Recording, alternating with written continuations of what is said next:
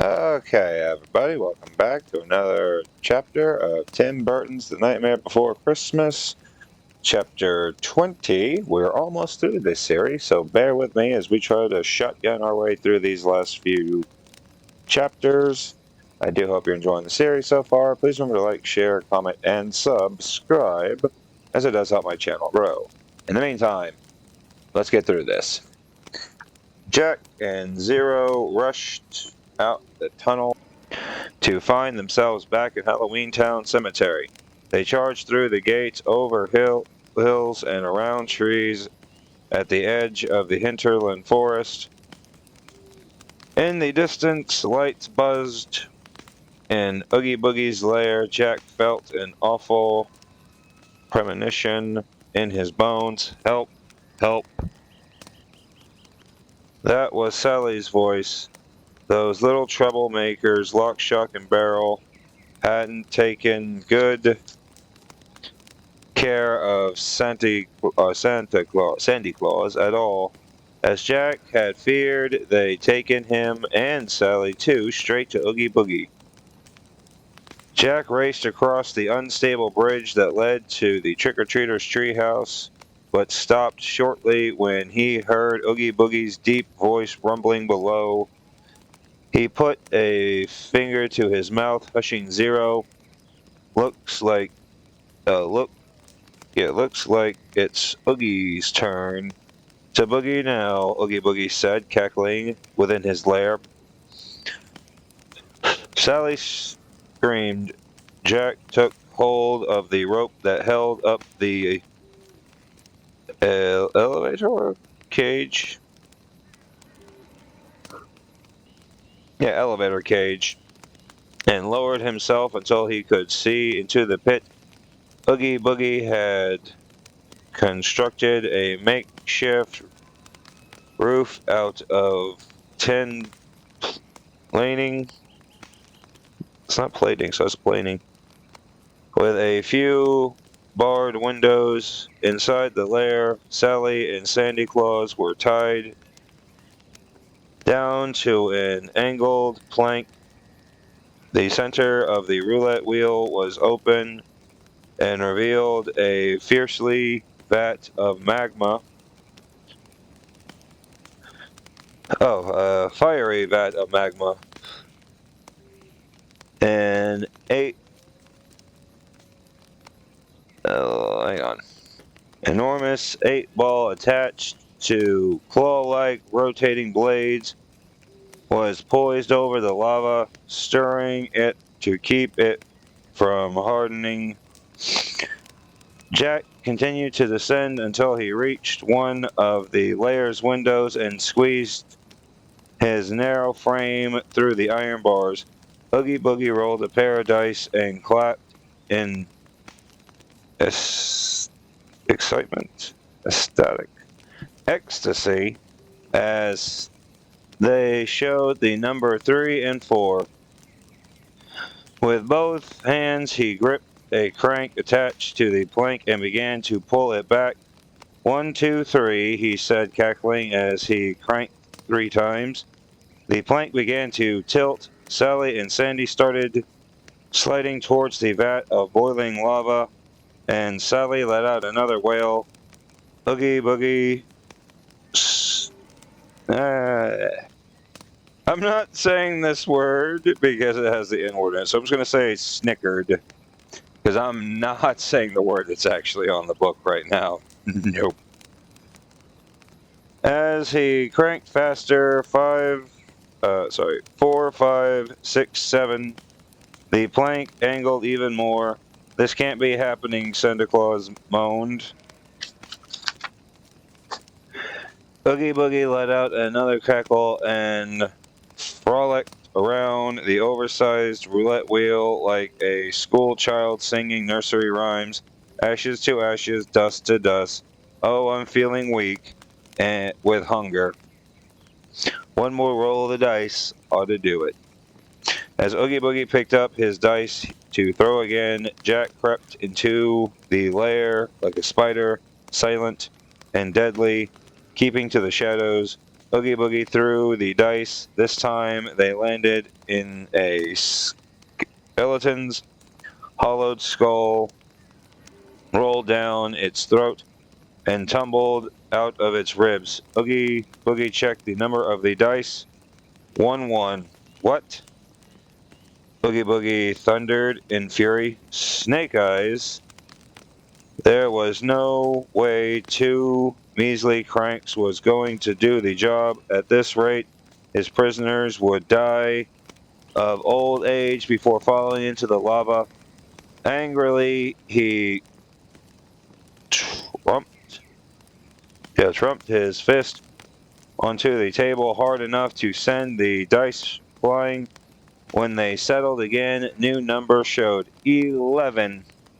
Oogie Boogie declared with a short horse chortle. Okay. Now that was more like it. Looks like I won the jackpot. Bye-bye, Dollface and Sandman. He threw his weight against the lever and the plank tipped dangerously. Sally screamed as she and Sandy lost their balance. They tried to hold on to the plank, but it was useless.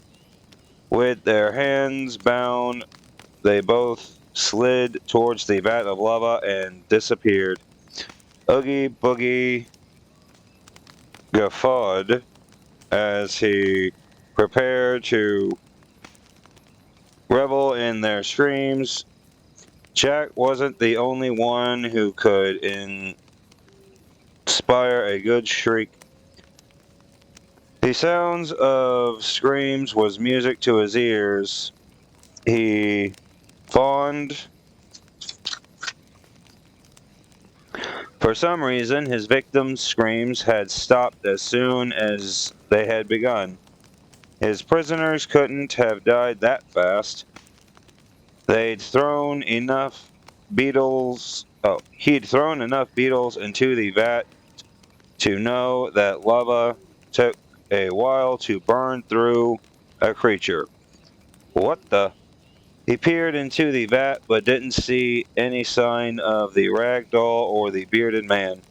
No bones, no red hair. Confused, he tilted the plank back to see if something had gone wrong with the machinery underneath, and was flabbergasted to find a snappily dressed skeleton reclined on the other side.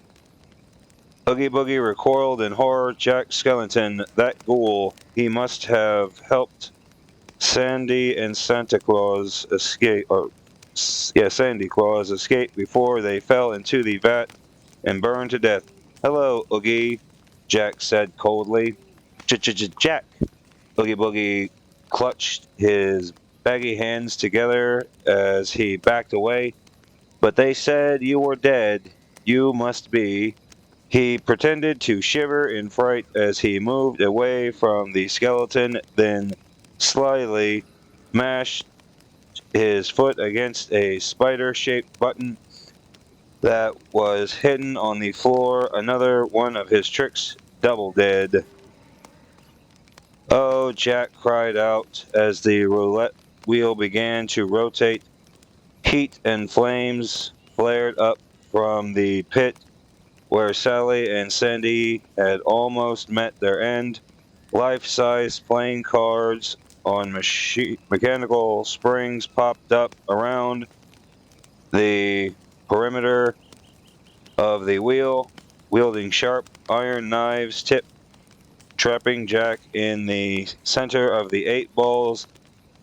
Claw-like blades extended and spun like the churning mixer of a blender. With spider-like reflex, Jack dropped to all fours, contorting to stay beneath the blade's reach. Oogie Boogie pranced to the far side of the roulette wheel, laughing huskily as he taunted Jack Well, come on, Bone Man. Oogie Boogie hadn't planned on having so many visitors that night. It was practically a soiree, but he was game for a surprise, especially if it meant he could smash and mash the Pumpkin King into pumpkin pie. Zero barked ferociously outside the window to Oogie Boogie's lair. At the sound of Zero barking, Sally and Sandy Claus peeked out from behind the Iron Maiden torture device, where they had taken shelter. Jack knew all about Oogie Boogie's love for games of chance, but he had no idea what exactly Oogie Boogie had spent years constructing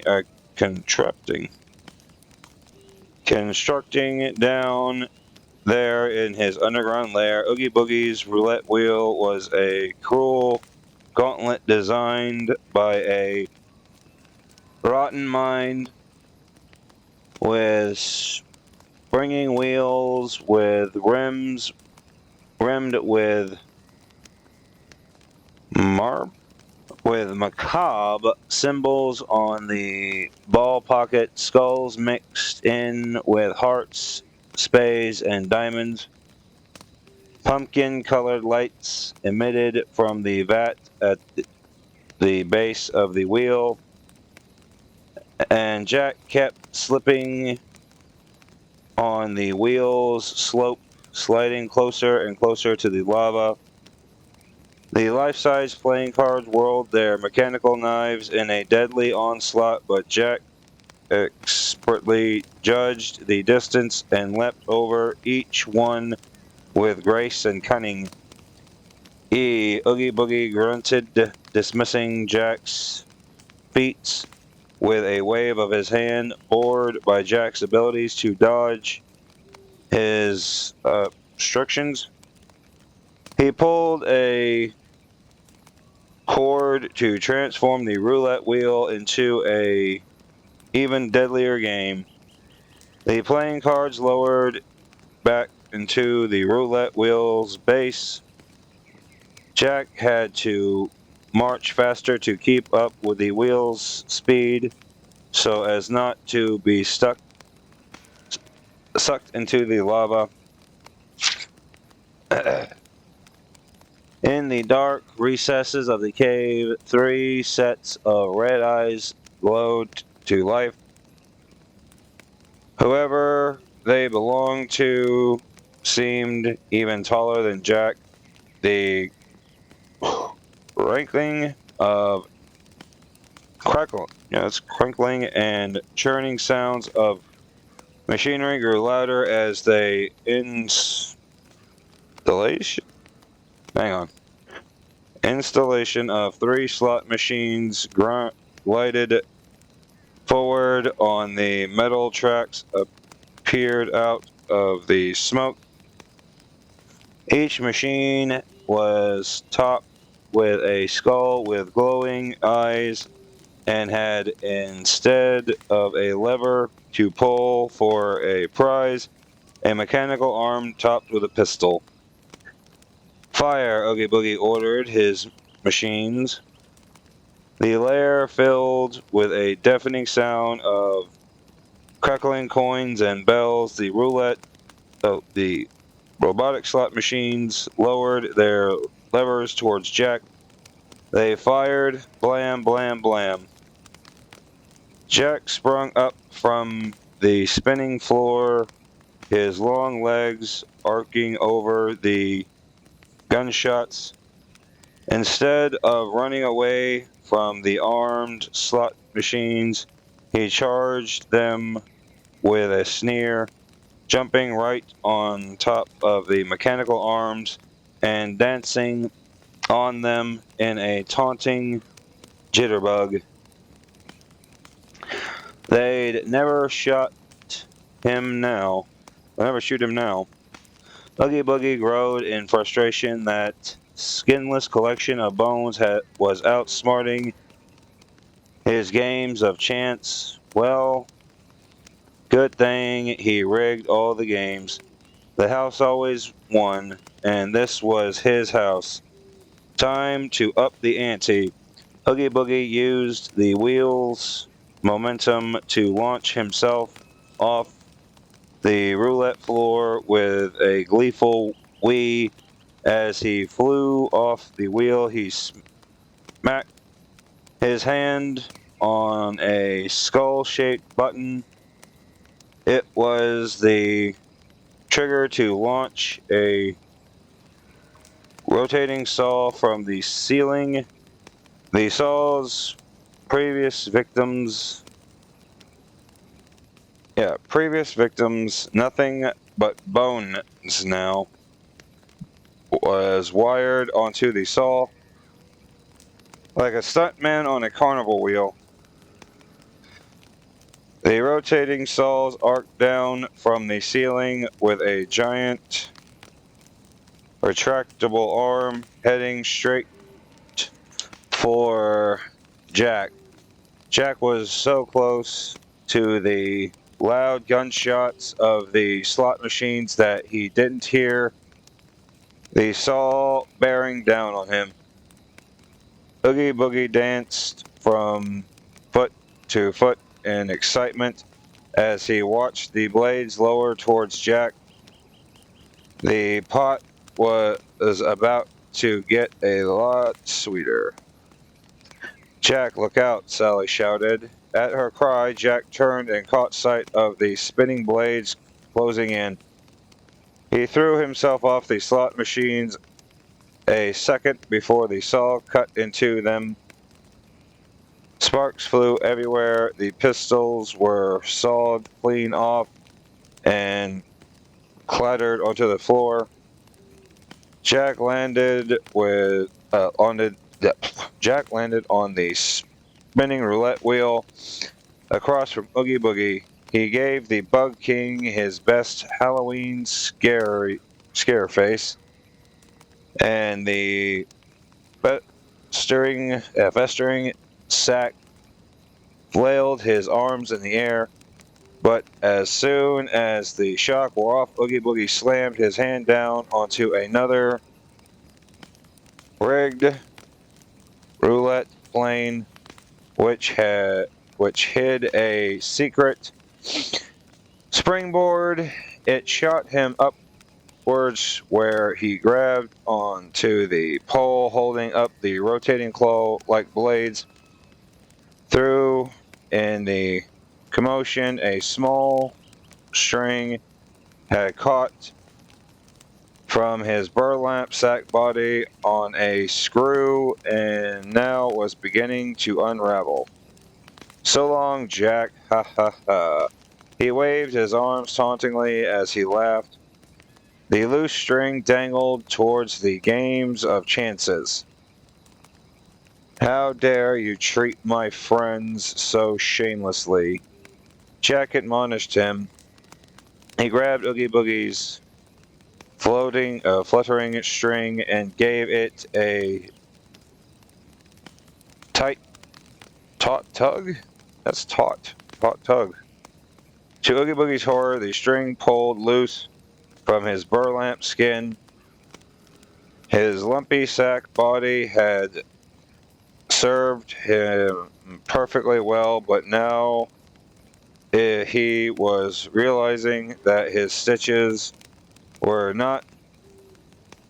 much too loose and mostly composed of knots that easily unraveled with a simple tug.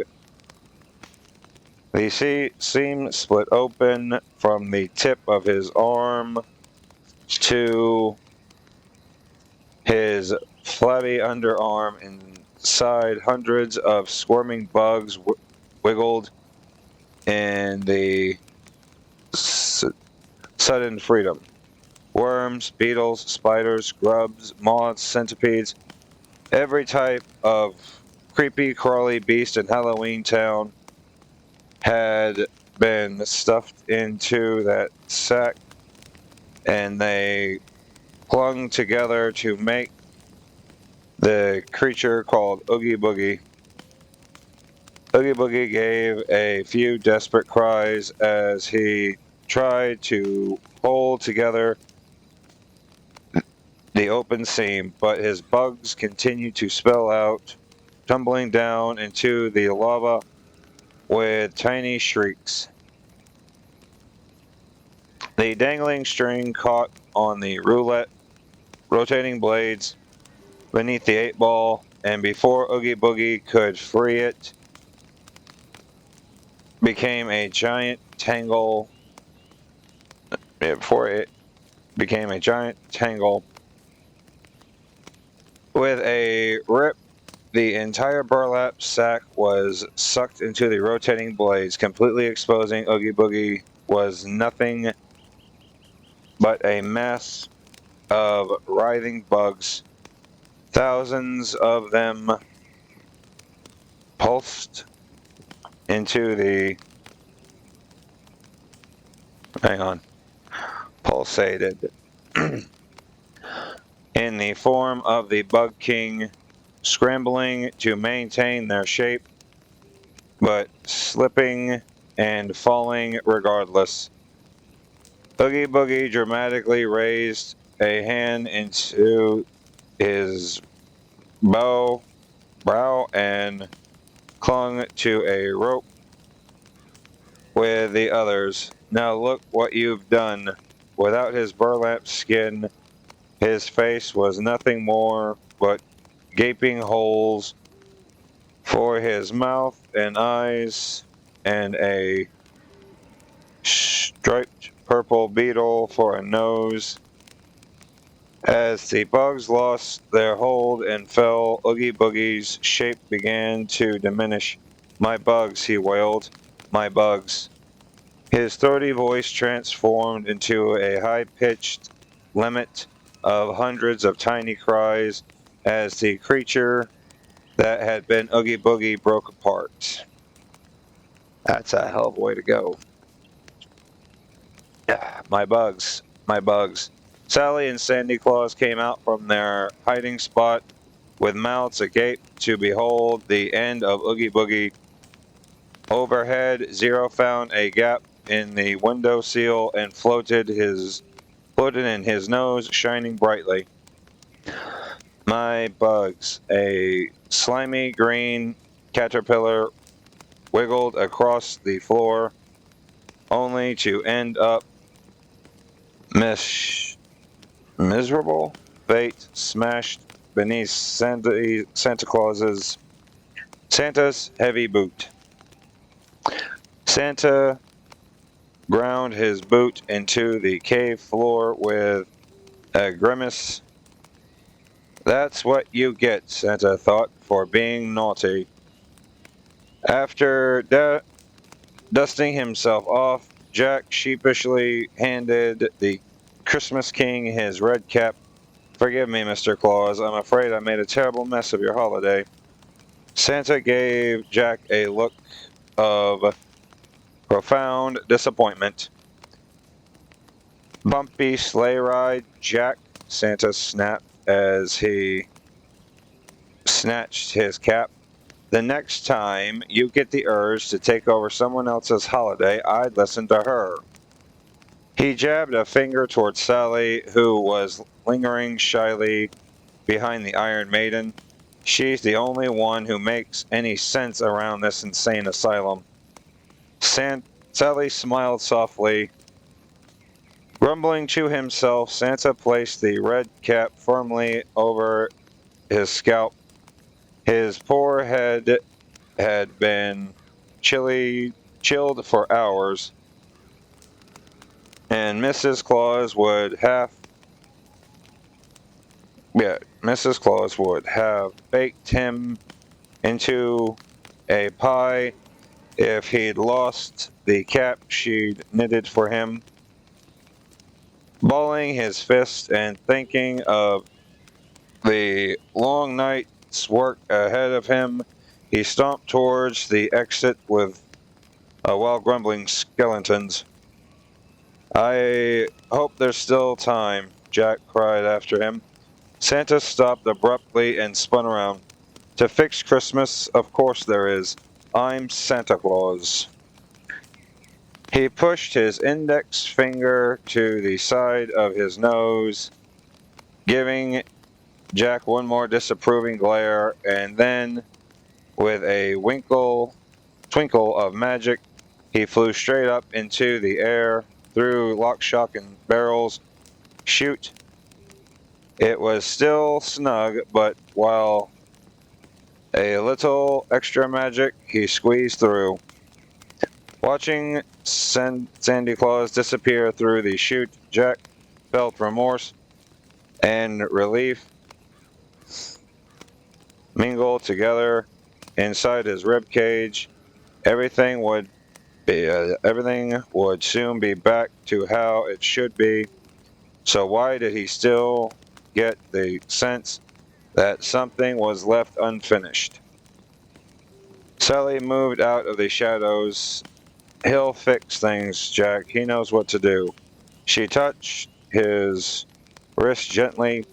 Jack looked at her hands touching him and asked incredulously, how did you get down here, Sally? A wave of shyness overcame her. She looked at her hands, toying with her soft fingers. Oh, I was trying to, well, I wanted to help me, Jack promoted. She looked away as her phantom heart pattered faster in her chest. I couldn't let you just, Sally. Jack rested a bony hand on her shoulder and turned her gently towards him. He pressed his other hand against his chest. At last, he was starting to form an inkling of what had been missing in his life. All this time, he thought he simply grew bored with Halloween, but that hadn't been it at all. He said, I can't believe I never realized that you. They moved imperceptibly close to each other, as though drawn together by a string connecting them. Jack hadn't noticed that the thread on her face was a different color from the strings that held whoops, together the rest of her body, or that beneath her autumn leaves scent she also smelled of or or learned oleander. There was not much he didn't know about Sally, but he wanted to. Jack, someone called from the barred window as bright spotlights flooded down on them. Peering up into the light, Jack shaded his eyes. It was the mayor of Halloween Town along with Lock, Shock, and Barrel. He's here, Barrel cried. Alive, Lock added. Just like we said, Shock insisted. Holding the searchlight, the mayor wore the smiling side of his face, but not even that menacing grin could convey the depth of his excitement. Jack was back. He wasn't a broken pile of bones. The mayor quickly lowered a rope. Grab a hold, my boy. The knotted rope unrolled to the bottom of the cave. Jack clutched the rope with one hand and took Sally's hand with his other. Yeah. She felt light in his grasp like a dream. The trio of troublemakers and the mayor tugged on the rope with all their strength. Whoa, Jack and Sally cried out in unison as they were hoisted up safely. That is the end of chapter 20. We'll be picking back up on chapter 21 in the next episode. Please remember to like, share, comment, subscribe, and I'll see all of you in the next episode. Goodbye.